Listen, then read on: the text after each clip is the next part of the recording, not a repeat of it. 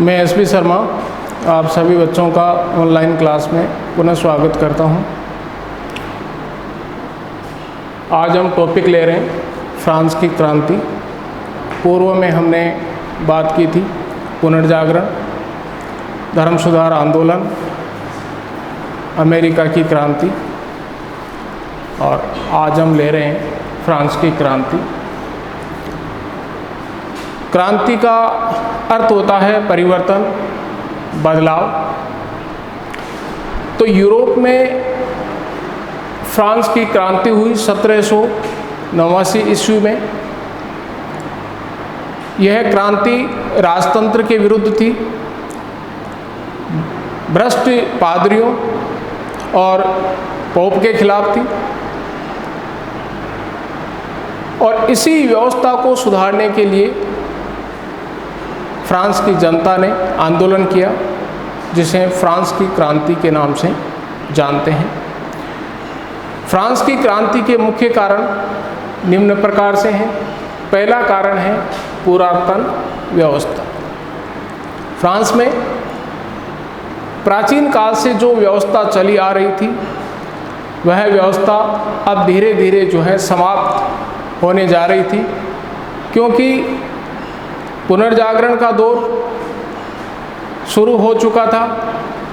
इसके साथ ही धर्म सुधार आंदोलन हो रहे थे, और इन सभी ने जो है पुरातन व्यवस्था को कमज़ोर करने का कार्य किया, और नए विचारों का जो है श्री गणेश हुआ।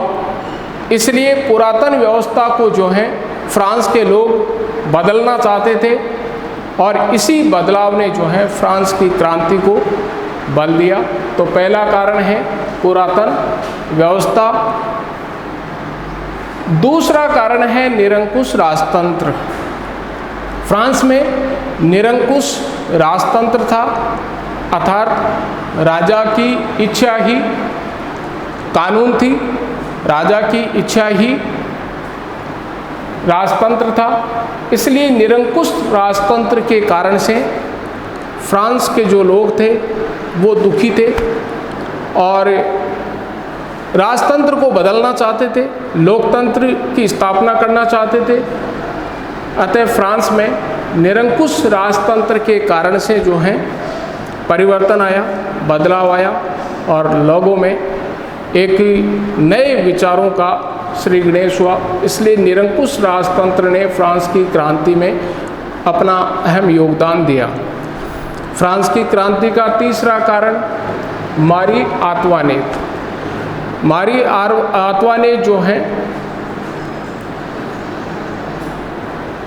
फ्रांस के जो शासक हुए, अंतिम लुई 16वें की जो है पत्नी थी मारी आंतवानेत। और मारी आंतवानेत का जो चरित्र था वो ये था कि वह घमंडी थी, फिजूल खर्च करने वाली थी, और उसका हस्तक्षेप जो है राजनीतिक क्षेत्र में बढ़ता चला जा रहा था। इसलिए मारी आंतवानेत की चर्चा फ्रांस में नहीं बल्कि पूरे यूरोप में हो रही थी। इसलिए मारी आंतवानेत का विरोध शुरू हुआ, और जो है फ्रांस में मारी आंतवानेत के हस्तक्षेप के कारण से जो है फ्रांस में क्रांति हुई। चौथा जो कारण है फ्रांस की क्रांति का, केंद्रीकृत शासन। तो केंद्रीकृत शासन में जो है लुई 14वां जो है शासक बना, उसके बाद में लुई 15वां शासक बना, और उसके बाद में लुई 16वां शासक बना। लुई 14वां जो शासक था उसने अपनी सीमाओं का विस्तार किया और युद्ध किए, और इन्हीं युद्धों के कारण से उसका राजकोष खाली हो गया। उसके बाद में लुई 15वां जो है शासक बना। लुई 15वां जो है अयोग्य शासक निकला, और विलासी जो है प्रकृति का शासक निकला। इसलिए लुई 15वां भी जो है फ्रांस के शासन को भली भांति नहीं चला पाया। इसके बाद में जो है लुई 16वां शासक बना। लुई 16वें को अपने पिता के द्वारा जो किए गए कार्य थे उनका जो है भुगतान करना पड़ा। लुई 16वां अपने पिता से अच्छा था, लेकिन मारी अंतुआनेत का जो है नियंत्रण स्थापित हो जाने के बाद में लुई 16वें की भूमिका जो है कम हो गई और मारी अंतुआनेत की जो है भूमिका अधिक बढ़ गई। इसलिए जो है फ्रांस में लुई 16वें की आलोचना शुरू हुई और फ्रांस में जो है इसको लेकर के आंदोलन हुआ। पांचवा फ्रांस की क्रांति का कारण है अराजक अर्थव्यवस्था।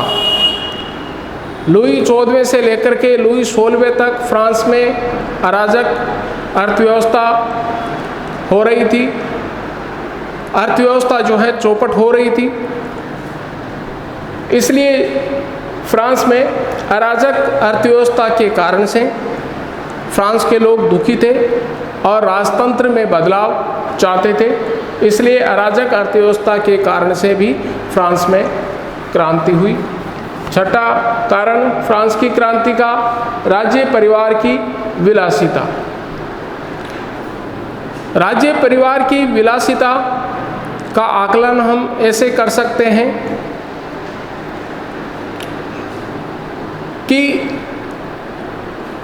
फ्रांस के राजा के महल में लगभग 19,000 लोग निवास करते थे, जिसमें राजा हैं, उसका परिवार है, उसके जो लोग हैं मिलने वाले वो शामिल थे। और उनमें से 16,000 केवल जो हैं वो सेवक थे। मारी अंतुआनेत के जो है स्वयं के 500 सेवक थे। इससे हम अंदाज़ा लगा सकते हैं कि किस प्रकार से राज्य परिवार की विलासिता जो थी, और इसी विलासिता के जो चर्चे थे वो पूरे यूरोप में जो हैं जग जाहिर थे। इसलिए राज्य परिवार की विलासिता का कारण भी फ्रांस की क्रांति में योगदान देने वाला रहा। सातवां कारण है करों का बोझ। फ्रांस में करों का बोझ जो है वो बढ़ चुका था। किसान मजदूर दुखी हो चुके थे। एक कर की हम बात कर रहे हैं, ताई नामक जो कर था 1439 ईस्वी में जो लगाया गया था, और यह कर विशेष परिस्थितियों में लगाया गया था। लेकिन जब फ्रांस में विशेष परिस्थितियां समाप्त हो गई, उसके बाद में भी ये कर जो है चलता रहा। इसके बाद में जो चर्च था वह टाइट नामक कर लेता था, और इन करों के द्वारा जो आय होती थी उसका लाभ जो है फ्रांस की जनता को नहीं मिलता था। अर्थात अधिकांश हिस्सा जो है एक साधारण व्यक्ति का जो इन करों को चुकाने में चला जाता था। यानी 81% जो है हिस्सा एक साधारण व्यक्ति का इन करों को चुकाने में चला जाता था। इसलिए किसान और मजदूरों की स्थिति बहुत ही दयनीय बनी हुई थी। करों का जो है बोझ निरंतर बढ़ता चला जा रहा था। और फ्रांस में एक कहावत प्रचलित थी कि राजा आराम करते हैं, कुलीन युद्ध करते हैं और पादरी प्रार्थना करते हैं। तो इस कहावत ने जो है फ्रांस के लोगों में राजा के प्रति, पादरी के प्रति, पोप के प्रति नफरत फैलाने का कार्य किया। आठवां कारण है सामाजिक असमानता। फ्रांस में पोप है, उसके पादरी हैं और उसके जो अधिकारी थे उनमें असमानता थी। क्यों? कि कुछ ही लोग जो हैं उनके पास में फ्रांस की पूरी जो आमदनी थी वो उनके हाथों में थी। किसान और मजदूरों के हाथों में कुछ भी नहीं था। इसलिए सामाजिक असमानता के कारण से फ्रांस के लोग क्रांति करने के लिए तैयार हुए। नौवां कारण है भ्रष्ट पादरी। हमने पूर्व के टॉपिक में भी बात की थी कि ईसाई धर्म जो है पादरी और पोप के शिकंजे में जो है जकड़ चुका था। पादरी थे वो भ्रष्ट हो चुके थे, धन बल पर पादरी बनाए गए, पादरियों का नैतिक आचरण अच्छा नहीं था और उनकी चर्चा पूरे यूरोप में हो रही थी। अतः लोग इस व्यवस्था को बदलना चाह रहे थे, राजतंत्र को बदलना चाह रहे थे। अतः फ्रांस में सामाजिक असमानता के कारण से भी क्रांति हुई और भ्रष्ट पादरियों के कारण से भी क्रांति हुई। 10वां कारण है स्वतंत्रता पर प्रतिबंध। देखिए, फ्रांस की क्रांति का एक नारा था स्वतंत्रता, समानता और बंधुत्व, अर्थात फ्रांस के लोगों को समानता मिले, स्वतंत्रता मिले और भाईचारे के साथ में वो अपना जीवन चलाएं। इसी को लेकर के फ्रांस की क्रांति हुई थी।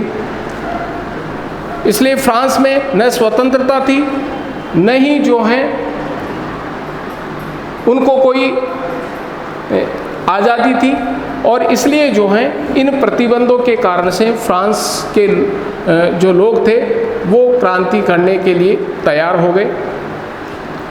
11वां कारण है बुद्धिजीवियों का योगदान। फ्रांस की क्रांति में बुद्धिजीवी जो लोग थे, जो लेखक थे, उनका योगदान रहा। उनमें वाल्टेर ने अपना योगदान दिया, मोंटेस्क्यू ने अपना योगदान दिया और रूसो ने भी अपना योगदान दिया। इन बुद्धिजीवियों ने फ्रांस के लोगों को जागरूक किया और उनमें राजतंत्र के विरुद्ध कदम उठाने के लिए उनको मोटिवेट किया।